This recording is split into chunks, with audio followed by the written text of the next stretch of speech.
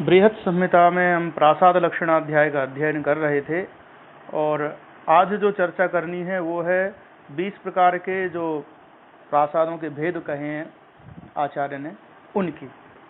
मेरु मंदर कैलास विमान छंद नंदना समुद्ग पद्म गरुड़ नंदिवर्धन कुंजरा गुहराजो वृषो हंसः सर्वतो भद्रको घटः सिंहो वृत्तश्चतुष्कोणः षोडशाष्टाश्रयस्तथा इत्येते 20 प्रोक्ताः प्रासादाः संज्ञया मया यथोक्तानुक्रमेण इव लक्षणानि वदाम्यतः। तो मेरु मंदर कैलास विमान छंद नंदन समुद्र पद्म गरुड़ नंदिवर्धन कुंजर गुहराज वृष हंस सर्वतोभद्र घट सिंह वृत्त चतुष्कोण षोडशास्त्री मतलब षोडश कोण और अष्टास्त्री मतलब अष्टकोण, ये 20 प्रकार के प्रासादों के भेद ये मैंने मतलब वराहमिहिर ने कहे हैं और यथोक्तानुक्रमेण एव लक्षणानि वदाम्यता। अब क्रम से इनके जो लक्षण है वो भी कहता हूं। तो क्या है? सबसे पहले मेरु का लक्षण बताया। तत्र षडश्रिर्मेरुर् द्वादश भौमो विचित्र कुहरश्च द्वारैर्युतश्चतुर्भिर्द्वात्रिंशद्धस्त विस्तीर्णः। किस प्रकार इसमें कर रहे हैं कि षडश्री ही है, मतलब मेरु नामक जो प्रासाद बनेगा वो छह कोण में बनेगा, षटकोण की आकृति में इस मंदिर को बनाया जाएगा। आप एक बात ध्यान करें, हम उत्तर भारतीय अगर मंदिरों की बात करते हैं अधिकांशतः वर्गाकार मंदिर ही देखने में आते हैं, लेकिन आप यदि दक्षिण भारत में देखेंगे तो वहाँ शिल्प शास्त्र ने बहुत प्रकार के प्रयोग किए हैं, तो वहाँ आपको ऐसे अलग अलग आकृतियों के देवालय देखने में मिलते हैं। उत्तर भारत में भी जो हमारी उड़ीसा की शैली है वहाँ के मंदिरों में जो अलंकरण किए गए हैं उनके कारण कहीं कहीं जो है षटकोण अष्टकोण 16 कोण ऐसी आकृति बाहर से दिखने में आती है। भीतर भले ही वो मंदिर उस रूप में उतना ज्यादा कोण न हो, भीतर वर्गाकार ही हो, तो भी वो चीज वहाँ देखने में आती है। 6 कोण के बाद अब मंजिल कितनी हो तो कहते हैं द्वादश भौमो, 12 भूमि, भूमि का अर्थ यहाँ तल से मंजिल से है, तो 12 मंजिला बनाएंगे इसको। और विचित्र कुहरश्च, इसमें विचित्र प्रकार के अनेक प्रकार के कुहर हैं। तो कुहर क्या है? अभ्यंतर गवाक्षास तत्र भवंती, मतलब जो खिड़कियां हैं वो इसमें जगह जगह बढ़िया। अब विचित्र शब्द से ही समझ में आ रहा है कि कलात्मक तरह तरह की आकृति है, कहीं गोल खिड़की है तो कहीं चौकोर खिड़की है, कहीं षटकोण वाली है, तो ऐसी सुंदर सुंदर आकृतियों की वहां पर खिड़कियां बनी होंगी। और द्वार ही युतश्चतुर भी, मतलब चारों दिशाओं में मेरु प्रासाद के द्वार भी होंगे।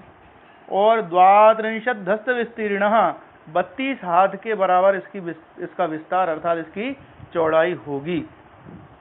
अब चूंकि इसको नाम मेरु दिया है तो मेरु सुमेरु पर्वत की जब हम बात करते हैं वो ब्रह्मांड में हम उसको केंद्र रूप में देखते हैं, पृथ्वी के केंद्र के रूप में देखते हैं और वहां से चारों दिशाओं की बात करते हैं हम। तो उस आधार पर आप देखें तो यहाँ इसीलिए चारों दिशाओं में द्वार कहा गया है। और 12 भूमि का जो बनाया गया, कहीं ना कहीं 12 मंजिल की जो कल्पना है वो 12 महीनों के सूर्य को लेकर के या फिर 12 राशियों को लेकर के इससे मिलती जुलती वो देखने में आती है। मेरु प्रासाद के विषय में जो काश्यप का मत मिलता है उसमें एक बात उन्होंने कही है कि द्वादशो पर्योपरिगा वर्तुलांड ही समायुता।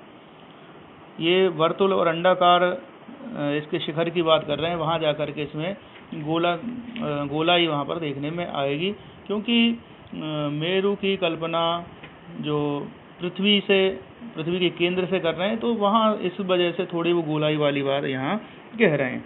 आगे मंदर और कैलाश को अगले श्लोक में कहा 63 दस्तायामो दश भौमो मंदिर शिखर युक्ता कैलासो भी शिखरवान अष्टाविंशोष्ट भौमश्च। 63 हस्त आयाम, 30 हाथ का आयाम मतलब विस्तार है, चौड़ाई किसकी?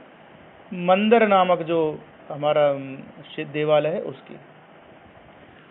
और मंदिर भी एक पर्वत का ही नाम है, मेरु मंदिर कैलाश ये सब पर्वतों के नाम है। तो आप देखिए ये बड़े बड़े मंदिर आ रहे हैं जो गगनचुंबी दिखाई दे रहे हैं, इसलिए इनके पर्वतों के आधार पर नामकरण किए गए हैं।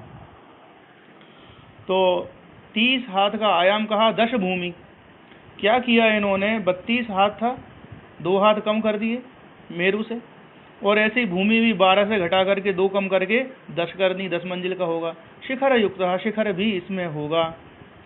और कैलासो भी, कैलास जो है वो कैसा होगा, शिखरवान अष्टाविंशोष्ट भौमश्च, वो भी शिखरवान होगा, और अष्टाविंश मतलब 28 हाथ का विस्तार, और भूमि कितनी होंगी, बोले अष्ट।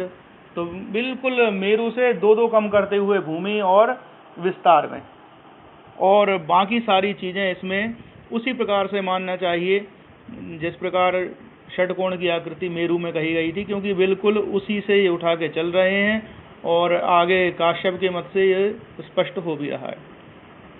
अब हम बात करते हैं विमान नंदन आदि की। जाल गवाक्षक युक्तो विमान संज्ञ त्रिसप्तकायाम नंदन इति षड्भौमो 32 षोडशांडयुतः। जो विमान नामक प्रासाद है वो कैसा है, जाल गवाक्ष युक्त, जालीदार गवाक्षों से, खिड़कियों से युक्त, और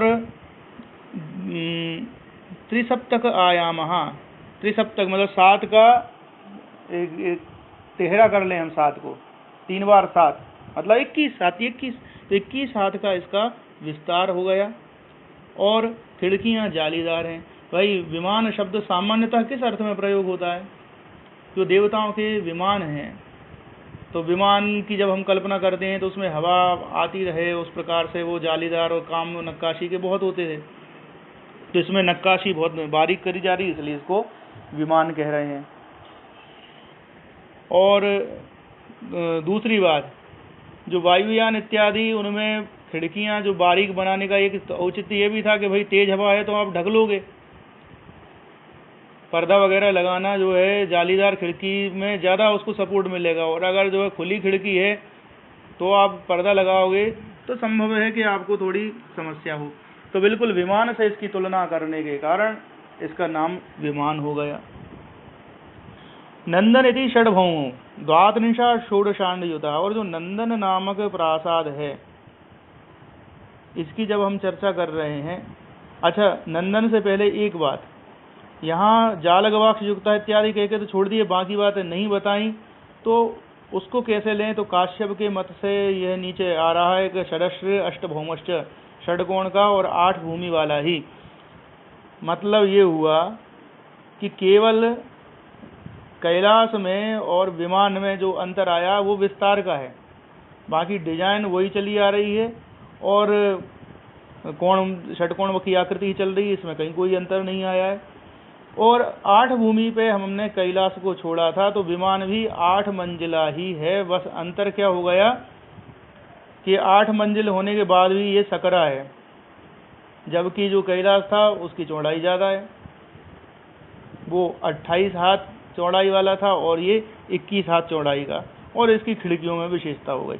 नंदन में कह रहे हैं षड्भौम, अब 2 मंजिल कम कर दी, 6 भूमि वाला नंदन प्रासाद है, और 32 षोडशांडयुतः, लेकिन इसमें विस्तार बढ़ा दिया भैया, विस्तार कर दिया इन्होंने 32 हाथ का, और 16 अंडों से, अंड का अर्थ यहाँ शिखर से मानना चाहिए, तो अंडाकार शिखर 16 इसमें होंगे, इसका नाम नंदन रख दिया है। तो ये काफी चौड़ा दिखेगा मंदिर,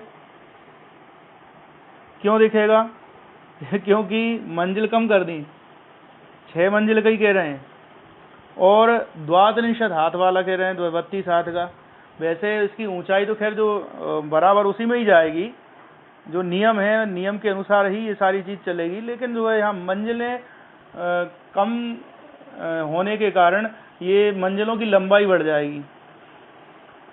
जैसे और ज़्यादा अगर मंजिलें करनी होती तो इनकी आपस की कम कर देते, अब यहाँ ये अगर और तरीके से देखने में 10 फीट की या 12 फीट की एक मंजिल हो रही थी, तो ये 15-15, 20-20 फीट की एक मंजिल इसमें देखने में आ सकती है।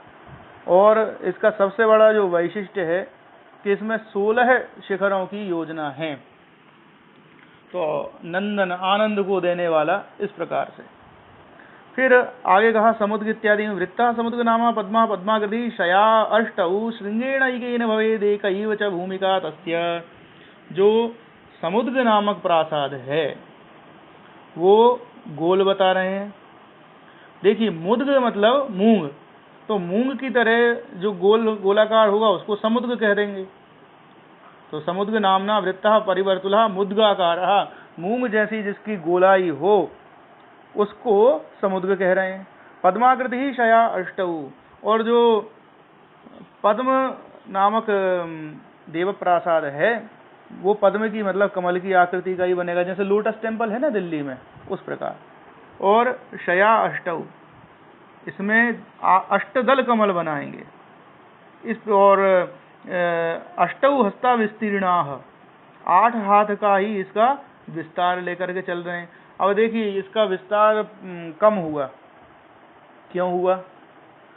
ये सारे जो मंदिर हैं, चाहे वो वर्तुल बनने वाला समुद्र हो या पद्माकृति वाला, इन डिजाइनों को आप बहुत बड़े भाग लंबाई चौड़ाई में नहीं बना सकते, क्योंकि ज़्यादा लंबी चौड़ी बनाने पर इनकी स्थिरता को समस्या रहेगी, ये एकदम कभी भी टपक सकती हैं। तो एक सीमित आकार में ही इनको बनाया जाता है, इसलिए केवल 8 हाथ की चौड़ाई कह रहे हैं इन दोनों मंदिरों में। और श्रृंगेण ऐकेन भवेद एकैव च भूमिका तस्य, इसमें श्रृंग भी एक होगा और इसकी भूमिका मतलब इसकी मंजिल भी एक ही होगी। तो ये छोटे छोटे डिजाइनदार मंदिर आपके बनेंगे। आप इस प्रकार के मंदिर देखना हो तो जैसे खजराना में जो छोटे छोटे मंदिर चारों ओर जो बने हुए हैं, उनमें कोई कलश की आकृति का, कोई पद्म की आकृति का ऐसा प्रयोग हुआ है। कई बार हम रास्ते चलते देखते हैं ग्रामीण क्षेत्रों में, कहीं कहीं लोगों ने बड़े सुंदर सुंदर छोटी छोटी मड़ियाँ ऐसी बनवाई हैं, डिजाइनदार शिखर उनके, तो वो सब इसमें आएंगे। और आप स्वाभाविक है कि ये इनको ना तो ज़्यादा मंजिल पर इनमें चढ़ा सकते, ना ही इनका विस्तार कोई ज़्यादा कर सकते, और ऐसे डिजाइनदार में शिखर भी बहुत ज़्यादा नहीं कर सकते। आगे कहा गरुड़ाकृतिश्च गरुड़ो नंदीति च षट्चतुष्क विस्तीर्णः कार्यस्तु सप्तभौमो विभूषितो अंडैस्तु विंशत्या। और जो गरुड़ नामक प्रासाद है वो गरुड़ाकृति, जो गरुड़ पक्षी हैं उनके जैसे ही आकार का मंदिर बना देंगे, उसको गरुड़ प्रासाद बोलेंगे। ये जैसे रथ मंदिर हैं तो बिल्कुल रथ की डिजाइन वहाँ बनाई ना, ऐसे ही पहले पक्षियों की डिजाइन वगैरह बना करके छोटे छोटे देवालय बनाने की बात हुई थी।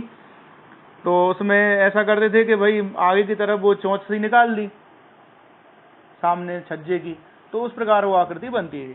नंदीति च षट्चतुष्क विस्तीर्ण, जो नंदीवर्धन नामक हम पढ़ के आए थे उसमें कह रहे हैं कि वो भी होगा तो ऐसा ही गरुड़ की आकृति का ही, लेकिन इसमें क्या कह रहे हैं, षट्चतुष्क विस्तीर्ण।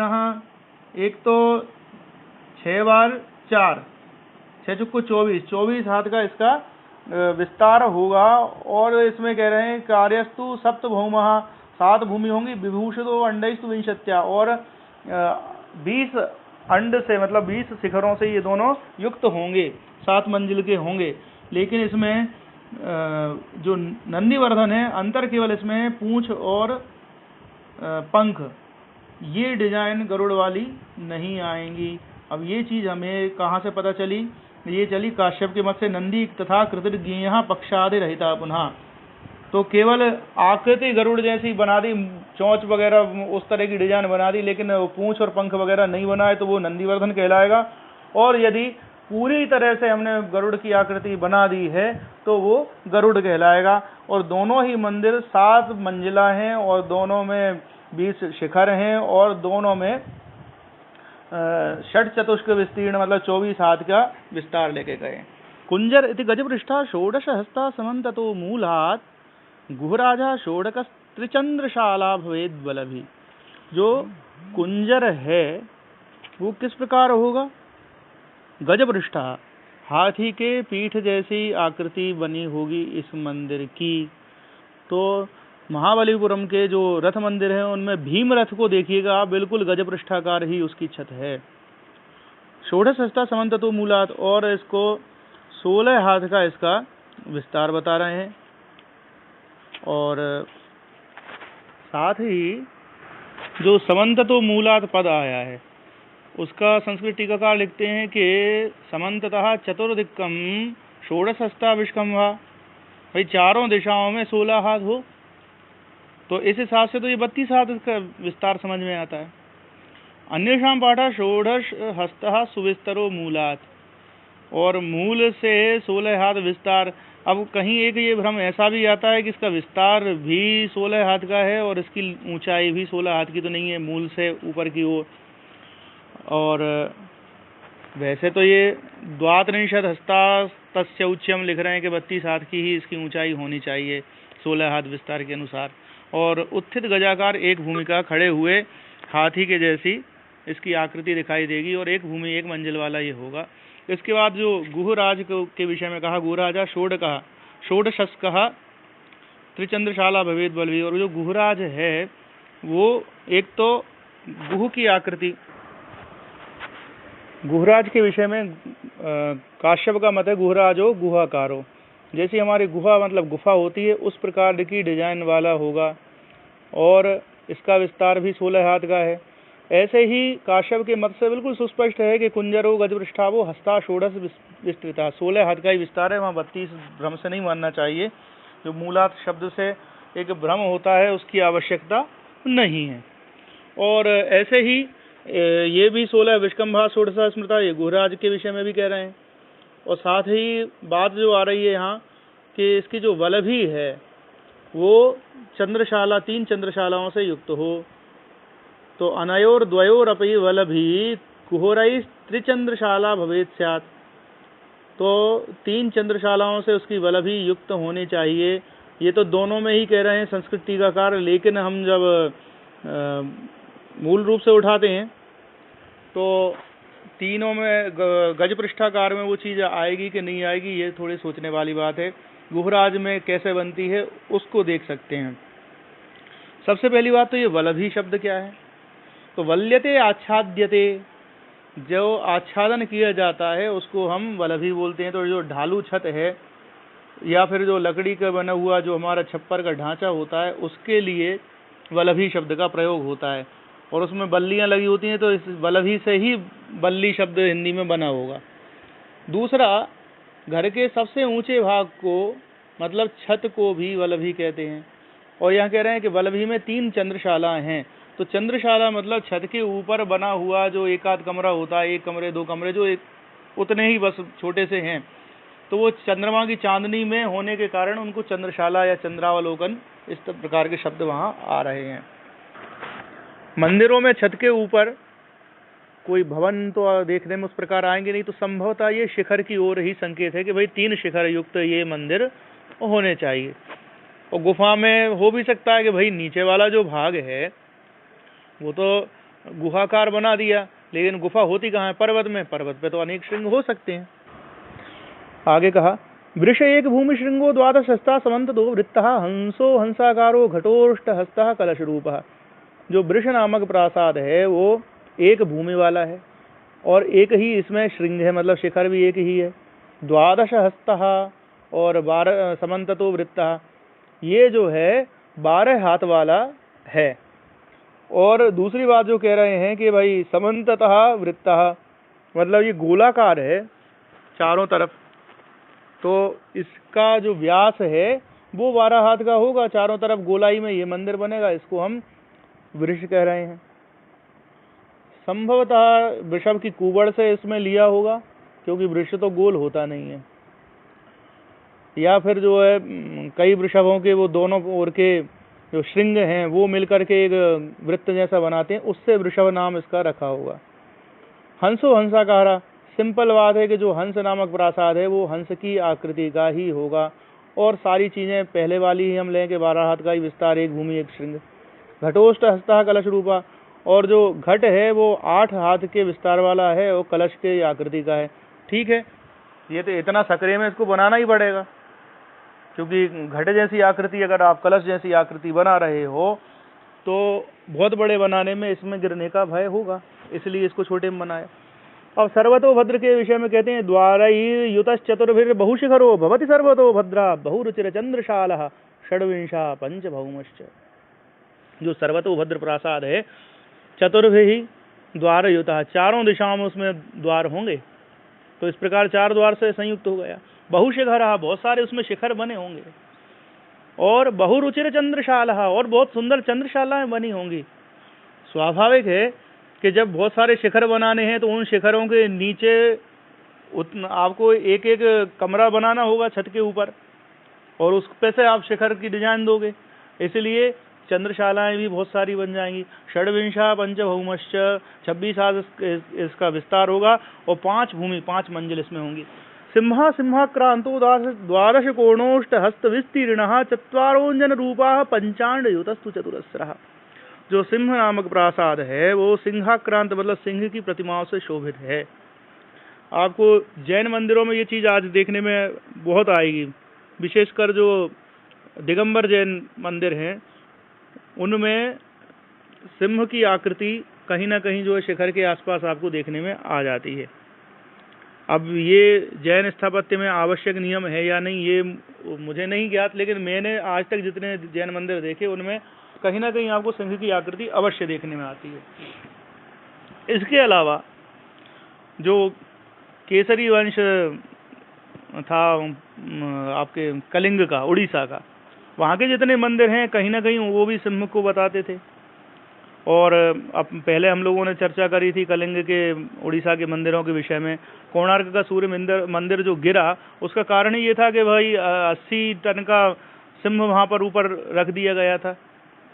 और ऐसे ही अगर हम बात करें तो दक्षिण के पल्लव वंश के कुछ मंदिरों में भी आया कि वो राजा अपनी वीरता बताने के लिए वो भी सिंह की आकृति का प्रयोग मंदिरों में कहीं करते थे। तो ऐसे मंदिर जिनमें सिंह की आकृति विशेष रूप से देखने में आ रही हों, सिंह की प्रतिमाएं बनी हुई हों जगह जगह, वो आपको सिंह प्रासाद कहलाएंगे। अब हमारा उज्जैन का जो बाघेश्वरी मंदिर है, कितना बड़ा उसमें बाघ बना हुआ है, उस पर देवी जी बनी हुई है, मंदिर को ही देवी के आकार में बना दिया है, तो उसको हम सिंह में ले सकते हैं।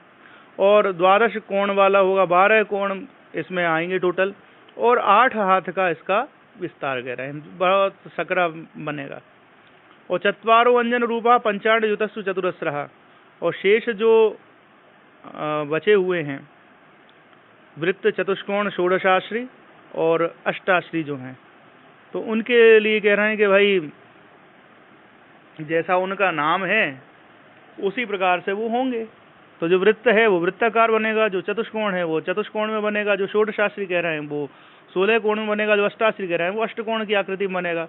और पंचांड युतस्तु चतुरस्रः, और इसमें 5 अंड युक्त चतुरस्र चौरस ये इसको माना जाता है। भट्टोत्पल इस विषय में समझाते हुए कहते हैं कि एते अंजन रूपाः, ये षोडशास्त्र इत्यादि चारों के लिए जो शब्द आया अंजन रूप है, तो वो कहते हैं अव्यक्त रूपाः सांधकारा इत्यर्थः। ये अंजन रूप मतलब कोई काजल जैसे होंगे, मतलब अंधेरा छाया रहेगा, इतना कम इनमें प्रकाश की व्यवस्था नहीं होगी। बाह्य प्राकाशम तेसु न प्रविशत्यम अयम अर्थः, वहाँ बाहर का प्रकाश न पहुँचे। जो वृत्ताकार, चतुष्कोण, षोडशास्त्री या अष्टाश्री मंदिर हैं उनके विषय में बात हो रही है। और आगे फिर क्या कह रहे हैं कि देव प्रासाद से सन्निकृष्टाश्चत्रिषु दिक्षु भित्तिः कृत्वा प्रासाद से पश्चिम भागे द्वारम कार्यम, चारों तरफ दीवार खड़ी कर दी और उसमें पश्चिम भाग से दरवाजा करा। और ताश भित्तये ऊर्ध्वभागे तथा छेदनीया यथा प्रासादोत्पन्ना एव लक्ष्यन्ते न पृथगस्थाः, और वो भित्तियों के जो ऊर्ध्व भाग हैं वो आपको ऐसे बनाने हैं कि वो प्रासाद से ही निकलते दिखाई दे रहे हैं, अलग से दीवारें न दिख रही हों। तत्र बहिर्द्वारात् प्रविश्य प्रासादस्य वामभागेन आगत्य पुरतः प्रासादस्य द्वारम कार्यम, और बाहर के द्वार से इसमें प्रवेश करके और प्रासाद के वाम भाग से आकर के सामने फिर आप प्रासाद में पुनः द्वार करते हैं। मतलब ये हुआ कि हमारे मंदिर की जो गर्भगृह का जो द्वार है उसकी पीठ की तरफ में हम द्वार बना रहे हैं, और गोलाई में अंदर ही अंदर घूम करके हम मंडलाकार घूम करके वहाँ सामने मंदिर के गर्भगृह के समक्ष पहुँचे। तो स्वाभाविक है कि कोई खिड़की दरवाज़ा न होने से और पीछे जो द्वार है वो पिछली तरफ होने से और वहाँ की सारी जो परिक्रमा पथ जो बना रहा है वो पूरा ढका होने से वहाँ अंधकार छाया रहेगा। फिर वहाँ करना क्या है, तो तत्र मणिमयी प्रतिमा तत्कांत्या यत्र प्राकाशम उत्पद्यते, ये मंदिर बनाए जाते हैं उन जगहों पर जहाँ मणियों से सज्जित या मणियों से बनी हुई प्रतिमा रखी जाती है, वो मणियाँ स्वयं झिलमिलाती उनका प्रकाश होता है। एते सर्वे एवैक भूमिका, एक भूमि वाले मतलब एक मंजिल के ये सारे होंगे और एक ही अंड मतलब एक ही शिखर होगा, लेकिन इनमें जो चतुरस्र है वो पंचांड युक्त 5 शिखरों से युक्त होगा। अब देखिए आप, जो मणियों से सज्जित या मणि से ही बनी हुई प्रतिमा होगी वो कितनी महंगी होगी। उसकी सुरक्षा के लिए जो मंदिर बने वो बनाए भी इतने तरकीब से गए कि आप पिछले तरफ से एंटर करते हैं तो कोई चोर एकदम से चोरी करके भाग भी नहीं सकता है। पहली बात तो अंधेरे के चक्कर में वो बहुत ज़्यादा सरवाइव नहीं कर पाएगा। दूसरी बात, एंट्रेंस पीछे से दिया हुआ है, केवल एक गेट, तो इतना आसान नहीं है, चोर घुस भी गया तो चोरी करके निकल नहीं पाएगा। कितनी अच्छी व्यवस्था यहाँ दिखाई गई है। आगे कहा, भूमिकांगुल मानेन मयस्याष्टोत्तरम शतम सार्धम हस्तत्रयम चैव कथितम विश्वकर्मणा। जो भूमि का प्रमाण है, एक मंजिल कितनी बड़ी होनी चाहिए, तो कहा एक मंजिल 108 अंगुल की होती है। ऐसा कौन बोलते हैं? मय बोलते हैं। और विश्वकर्मा कहते हैं 3.5 हाथ। अब 3.5 हाथ को अगर देखें, एक हाथ कितने अंगुल का होता है? 24 अंगुल का, क्योंकि 2 वितस्ती, एक वितस्ती एक बीता में 12 अंगुल और 2 बीता के 24 अंगुल। तो 3.5 हाथ के आधार पर जब हम लगाएंगे तो चतुरशीत्यंगुलानी, 84 अंगुल वो निकल के आ जाते हैं। अच्छा, अगर हम भूमि का मान इसको टोटली अगर देखें, जैसे 108 अंगुल जो मैंने कहा था, उस आधार पे अगर हम देखते हैं तो 108/24 इस प्रकार करने पर जो हस्तप प्रमाण में अगर हम इसको लाना चाहें तो 4.5 हाथ आता है। 4.5 हाथ का लगभग 6.25 फीट ये एक भूमि का, एक मंजिल का प्रमाण देखने में आता है मय के अनुसार, और विश्वकर्मा के अनुसार 84 अंगुल ही आ रहा है। तो इन दोनों मतों के विषय में आचार्य सुस्पष्ट करते हैं कि प्राहु स्थपतयश्चात्र मतमेकम विपश्चितः कपोलपाली संयुक्ता न्यूना गच्छन्ति तुल्यताम। बोले भाई, जो स्थपति हैं वो इन दोनों मतों को एक ही बताते हैं। क्यों? क्योंकि कपोतपाली संयुक्ता न्यूना गच्छन्ति तुल्यताम, कपोतपाली हटाने या जोड़ने पर आपको ये चीज समझ में आ जाएगी। मतलब कपोतपालिका को मिला करके मान दिया हुआ है मैंने, वो कपोतपाली वाले हिस्से को, जो छज्जे के आसपास बना हुआ हिस्सा है, उस हिस्से को हटा करके बताया हुआ है भूमि का मान विश्वकर्मा ने। तो जो कपोतपाली के बचे हुए हिस्से हैं, उतना हिस्सा आप जैसे ही उसमें जोड़ते हैं, एक हाथ की कपोतपाली मिलाते ही जो है आपके वो 108 अंगुल या 4.5 हाथ निकल के आ जाएंगे। अंत में कहा, प्रासाद लक्षण मिदम कथितम समासाद गर्गेण यद विरचितम तदिहास्य सर्वम मन्वादिभिर्विरचितानि पृथूनि यानि तत्संस्पृशन प्रतिमयात कृतोधिकारा। जो प्रासाद लक्षण जो समाज से संक्षेप में मैंने कहा है, गर्गेण यद विरचितम तदिहास्य सर्वम, वो सब जो है गर्ग आदि आचार्यों ने इस विषय में कह रखा है, वो सब इसमें समाहित है। और मनुवादी जो वशिष्ठ, मय, नग्नजित इत्यादि आचार्य, उनके मतों को भी लेकर के मैंने यह अधिकार, यह अध्याय यहाँ बनाया है, ऐसा आचार्य कह रहे हैं। अच्छा, मजे की बात यह है कि जब हम भट्टोत्पल की टीका देखते हैं तो भट्टोत्पल ने काश्यप के वचन बार बार उद्धृत करे हैं। कहीं कहीं विश्वकर्मा का, मय का मत उद्धृत कर दिया है, किंतु गर्ग का मत या मनु का मत कहीं भी इसमें देखने में नहीं आ रहा है। तो जो भट्टोत्पल की प्रकृति है कि वो एक भी मत छोड़ते नहीं है, तो संभवतः गर्ग के वो वचन भट्टोत्पल के समय तक देखने में नहीं आ रहे थे। यह बात यहाँ पता चली, और इसी के साथ हमारा प्रासाद लक्षणाध्याय यहाँ संपन्न होता है।